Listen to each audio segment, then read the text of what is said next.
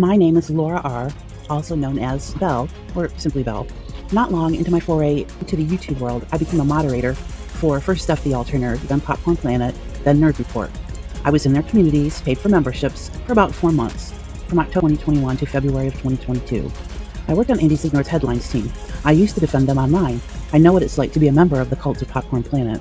Since I saw how Andy uses and abuses his community, intellectually, emotionally, monetarily, even sexually for some, then toss them aside like garbage, I couldn't unsee it. If you question anything in that cult, you find yourself bullied and blocked. No dissent is allowed in the ranks. Since leaving, I've done much research on what makes someone like Andy tick. I've explored topics like cults, narcissistic traits and abuse, and sex addiction. I've created blog articles and videos to share them with you, in the hopes that the more you know, the better prepared you'll be. I don't want others to experience what I did, and if they do, to understand what happened. I do this out of concern, not from some weird form of jealousy. I do this for awareness, and I'm doing my best to fulfill that promise, not clicks and clout. I made a promise to myself to do this for the community I left behind. I'm not your typical hater, despite what Andy and company would have you believe. I was not kicked out. I left, along with a few others, in February of 2022. This is a big distinction. I've been speaking out ever since. I dare you to watch my videos, even my earlier cringier ones. I double dog dare you to watch more than 30 seconds, and to try to do so with an open mind. Now, on to the topic at hand. Narc Abuse cycle and Andy Signor. Devaluation phase. In this video, we're going to talk about narc abuse, devaluation, obviously, and adult grooming. So, a little refresher on the narc abuse cycle.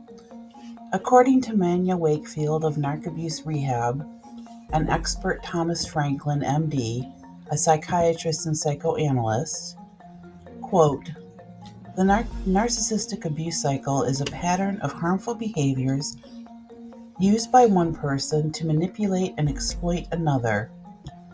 Moreover, while specific motives may differ among perpetrators, common objectives involve asserting power, exercising control, and fulfilling narcissistic abuse desires.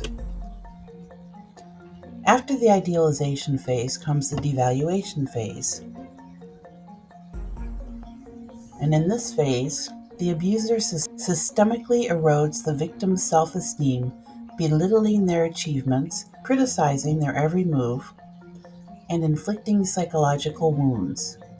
Insults, gaslightings, and constant put-downs become weapons used to undermine the victim's sense of self-worth. The devaluation phase seeks to diminish the victim's confidence, leaving them bewildered, shattered, and questioning their own sanity. It is a calculated assault on their identity, leaving them vulnerable and primed for further manipulation. As I've stated previously, I'm not a mental health expert. I'm drawing from personal experiences to gain understanding. Growing up, my father would lash out from what I believe was his own dismay at how his life was going. He really wanted to be an artist, but it took him a long time before he was able to sell anything.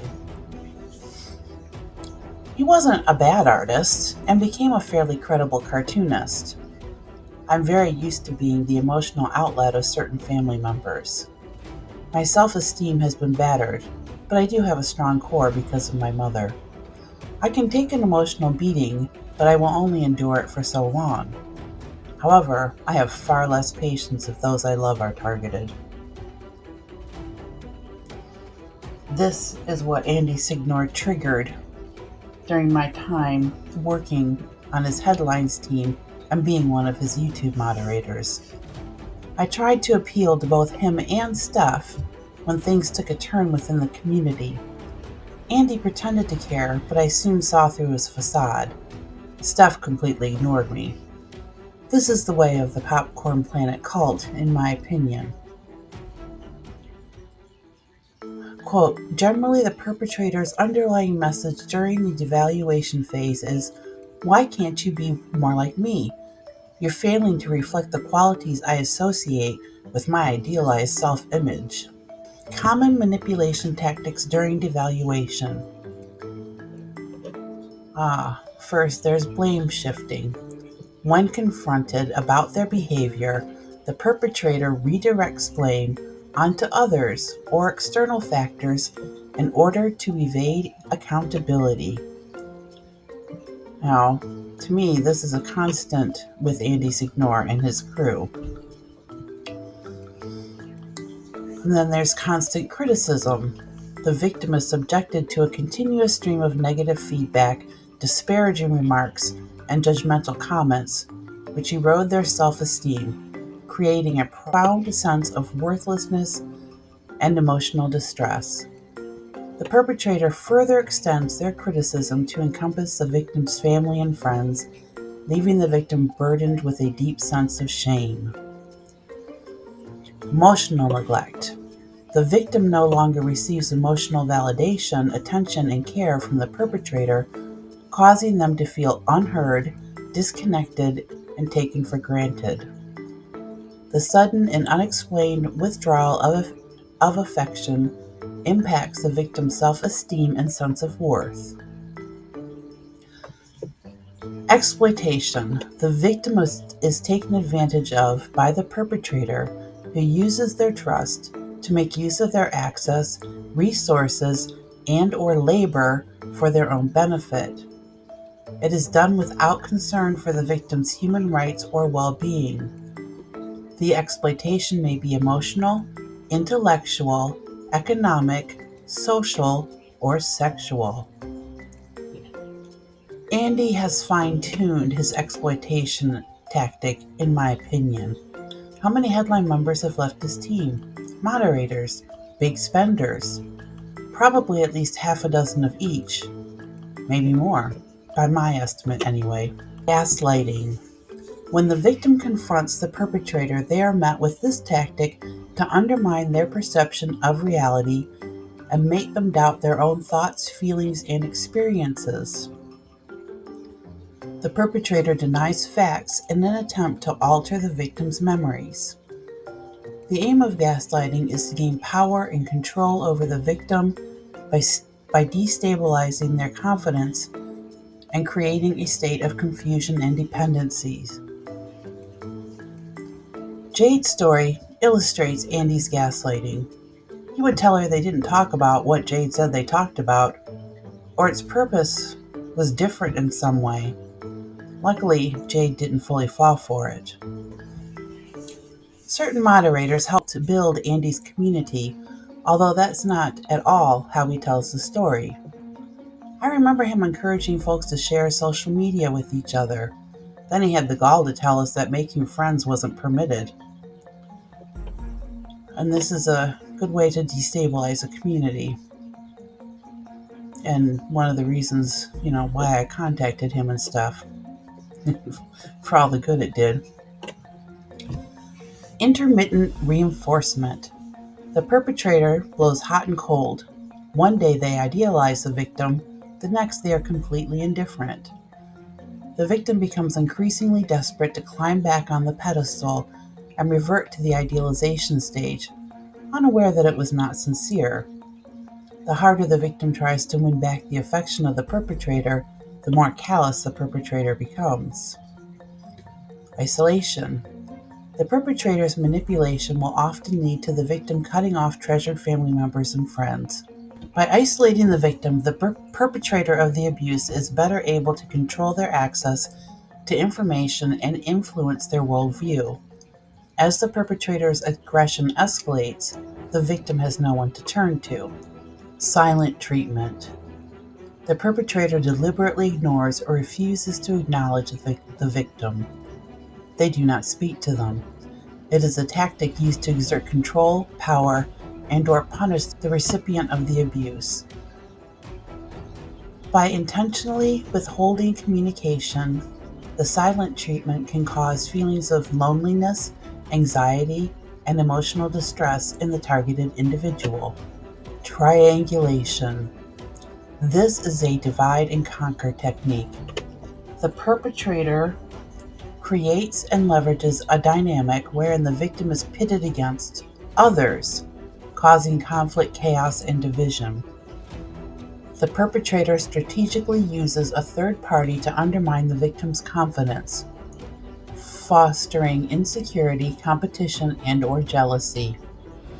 Now, from my observation, Andy is very good at creating a dynamic where certain community members / moderators are pitted against each other in a sick sort of competition. I refuse to play such stupid games.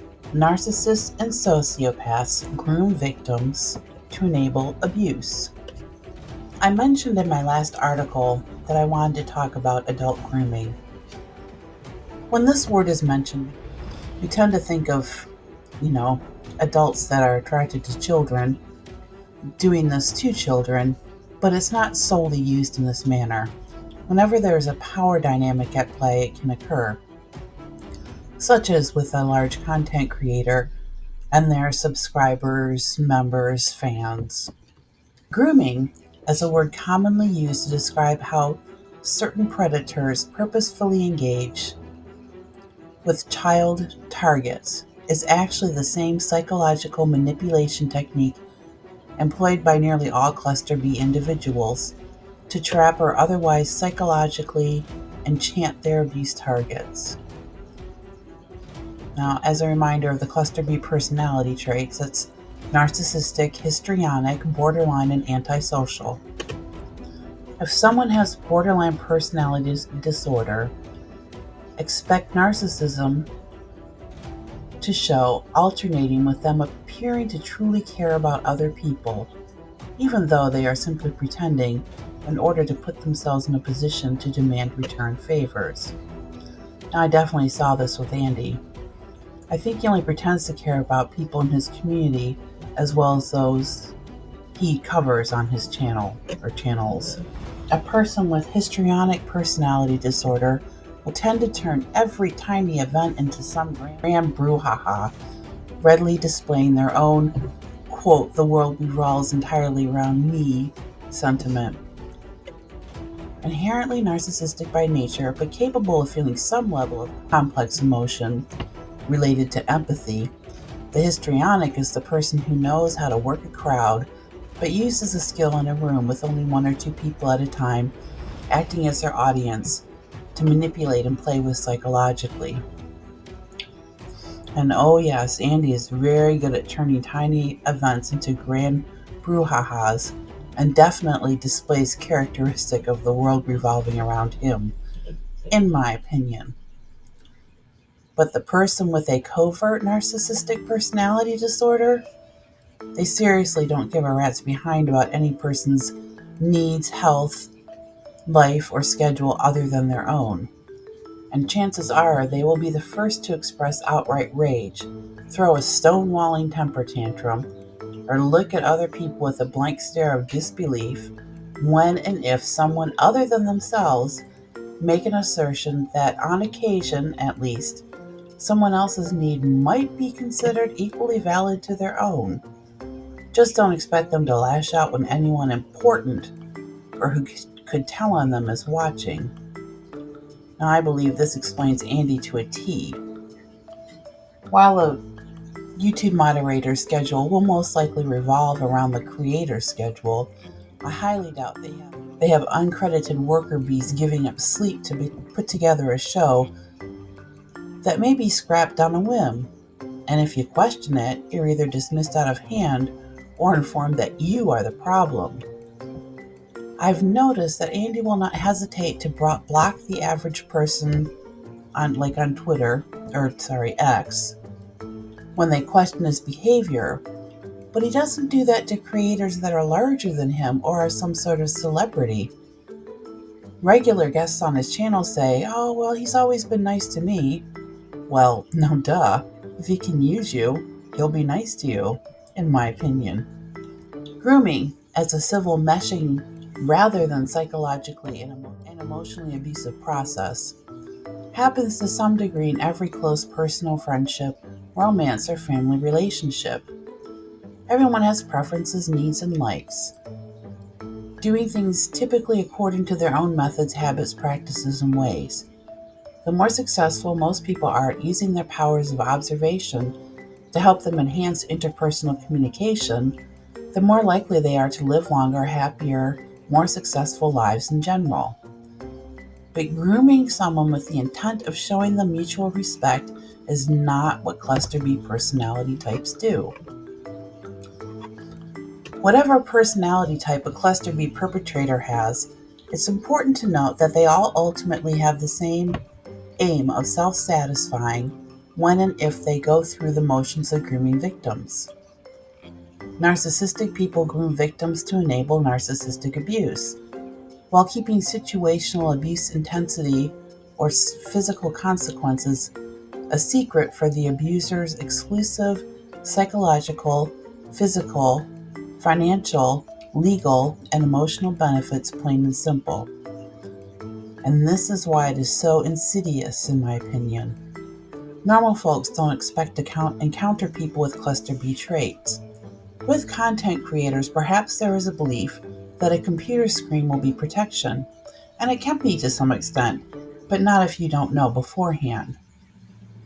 I tend to take people at face value and got sucked in Andy Signore's Cult of Popcorn Planet.